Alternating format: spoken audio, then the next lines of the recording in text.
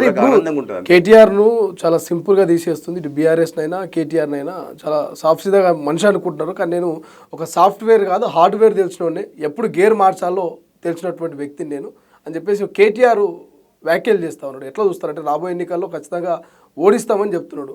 నేను ఏమంటున్నానంటే ఆయనకు పిచ్చి చేసింది నేను ముందే చెప్పిన, ఆయనకైనా ఒప్పుకున్నాడు ఇలా. నేను సాఫ్ట్వేర్ కాదు హార్డ్వేర్ కాదు, నేను ఎప్పుడు చేయను ఏం చేయాలని. ఈ సాఫ్ట్వేర్ హార్డ్వేర్ చాలా మందిని చూసిన కేసీఆర్ అంతా మంచోని కాదని చెప్తున్నాడు కదా. నేను కేసీఆర్ అంతా మంచిది కాదని చెప్పాను కదా. తెలంగాణ ప్రజలు నీ కుటుంబమే మంచిది కాదు, వాళ్ళు ఇంకంతకంటే మంచిగా నువ్వు కాదని చెప్పి నీకు తీర్పిచ్చారు.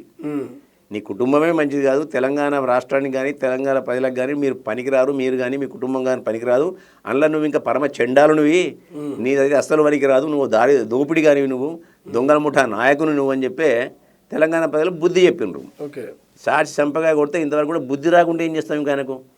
నవ్విపోదురు కాగా నాకేటి సిగ్గు అని చెప్పి లజ్జా సిగ్గు అన్ని ఇడిచిపెట్టి మాట్లాడితే ఎవడేం చేస్తారు? ఇక బరి తగ్గించండి అసలు తెలంగాణ భాషలో. బరి తగ్గించిన ఏం చేస్తానే?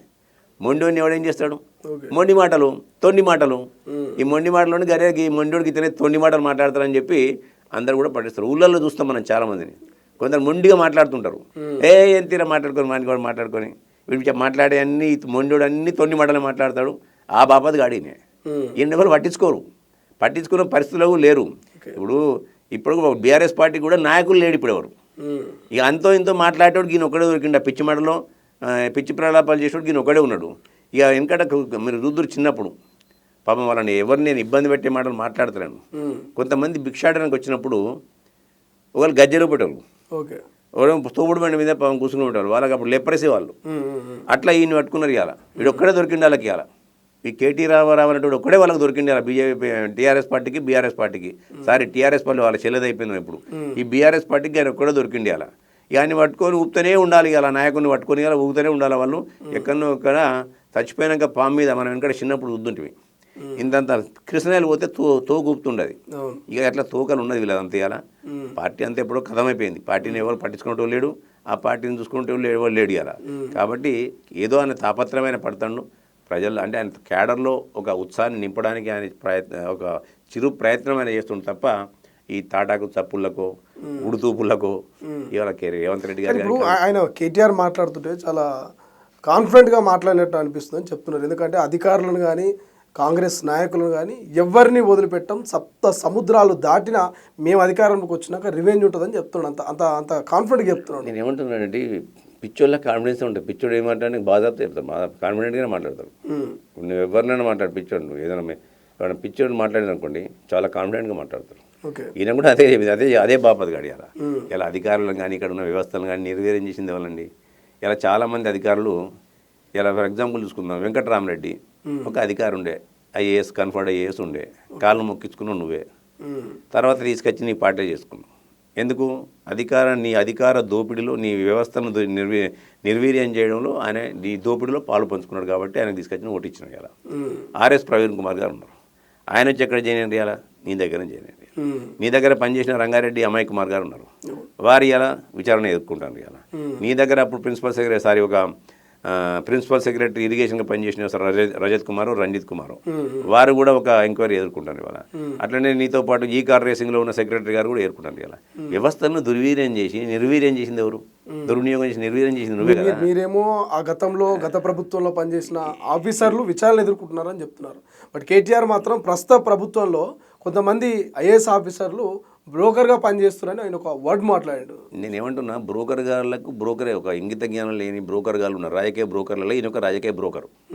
ఇప్పుడు వీళ్ళ బ్రోకర్ ఏదో తెలుసు, తెలియదు ఏముంది, వీళ్ళ నాయనది కానీ ఏదైనా రాజకీయ బ్రోకర్, వీళ్ళ నాయనకే ఉన్నదో పేరు దుబాయ్ బ్రోకర్ అని.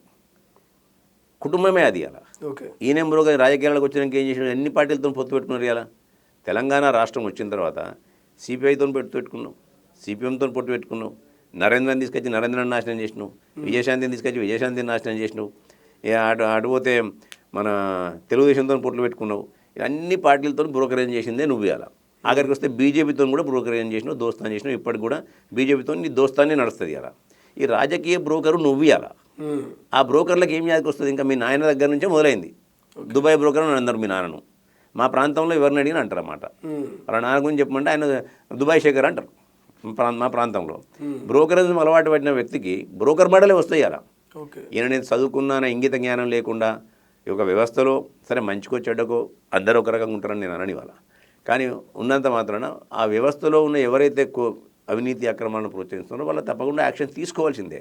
కానీ నువ్వేదో నీతిమంతుడు అయినట్టు సచ్చీలుడు అయినట్టు నీ దగ్గర ఉన్న ఎదుర్కొన్నంత అదే కదా, గురువింద గింజ సమస్యలు చెప్తే ఎవరు నమ్ముతారు ఇవాళ?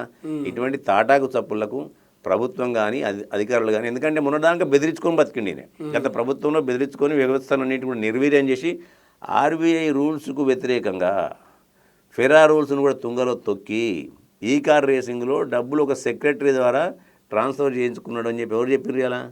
నీ సెక్రటరీ కదా నీతో అప్పుడు నువ్వు హెచ్ఎండిఏ మంత్రి, మున్సిపాలిటీకి నువ్వే కదా మంత్రివి, నీ సెక్రటరీ చెప్పిండు కదా. మరి ఇంతకంటే దుర్వినియోగం చేసిన వాళ్ళు, ఇంతకంటే అది చేసిన వాళ్ళు ఇవాళ నీవు నీ గత ప్రభుత్వం తప్ప. తెలంగాణ రాష్ట్రంలో కాంగ్రెస్ పార్టీ అధికారంలో వచ్చిన తర్వాత వ్యవస్థలో ఉన్న వ్యవస్థ అధిపతులు, అది వాళ్ళ ఐఏఎస్లు కావచ్చు, ప్రిన్సిపల్ సెక్రటరీ కావచ్చు, ఐపీఎస్లు కావచ్చు, స్వేచ్ఛాయుత వాతావరణంలో ఒక ప్రజాస్వామిక పద్ధతిలో వాళ్ళ పనులు వాళ్ళు చేసుకుంటూ పోతారు. చేసుకుంటే పనులలో ఇదివరదాకా కూర్చొని వ్యవస్థను బెదిరించి పని చేసుకున్న వాళ్ళకు కొంచెం ఇబ్బంది అనిపిస్తుంది. అందులో ఇటువంటి వాళ్ళకి ఇబ్బంది అనిపిస్తుంది. యథా రాజా తదా ప్రజ అన్నట్టు దొంగలు కదా ఊళ్ళు పంచుకున్నట్టు అప్పుడు ఇలా కాన్స్టిట్యున్సీ స్థాయిలను, జిల్లా స్థాయిలను అప్పటి టీఆర్ఎస్ ఇప్పటి బీఆర్ఎస్ నాయకులు యథేచ్ఛగా వ్యవస్థను దోచుకున్నారు. ఇలా నేరళ్ళగడ్డ నుంచి మొదలుకుంటే ఆఖరికి ఉప్పులు పప్పులు స్కూళ్ళకు సప్లై చేసేవాడి నుంచి మొదలుకుంటే, కోడిగుడ్ల నుంచి మొదలుకుంటే దేన్ని వదలకుండా కాదేది అవినీతికి అనర్హం అన్నట్టు ప్రతి దాన్ని దోచుకుంటూ పోయిన ఇలా చెట్టును, పుట్టను, తేనె తుట్టెను, ఆఖరికి వస్తే ఇసుకను, నేరళ్ళగడ్డన, ఆఖరికి వస్తే ఫోన్ ట్యాపింగ్ ద్వారా సెలబ్రిటీలను కూడా దోచుకున్నారు. కానీ పుంకాలుగా వచ్చినాయి ఇవాళ. ఇంకా సిగ్గు లేకుండా మాట్లాడితే ఏమంటారు? ఇప్పుడు నిస్సిగ్గుగా ఉన్నారు వాళ్ళు, సిగ్గు లేకుండా మాట్లాడతారు. దానికి వ్యవస్థ ఏదో వ్యవస్థ ఉంది, తెలంగాణ వ్యవస్థ వాళ్ళని నమ్మే పరిస్థితుల్లో లేరు. కాబట్టి ఇంకా కూడా పిచ్చి లేచినట్టు మాట్లాడుతూనే ఉంటాడు ఆయన. కోతులు ఉంటాయి, మునిపే కోతి చేష్టలు చేస్తాయి. అందులో కళ్ళు తాగినాయి అనుకోండి, కళ్ళు తాగితే ఇంకెట్లా చేస్తాయి? దానిపైన తేలు కుట్టింది. ఇక వాడి పరిస్థితి ఎత్తుండదు పాపం. ఆ పరిస్థితిలో ఉండండి ఇలా పాపం కేటీఆర్ గారు.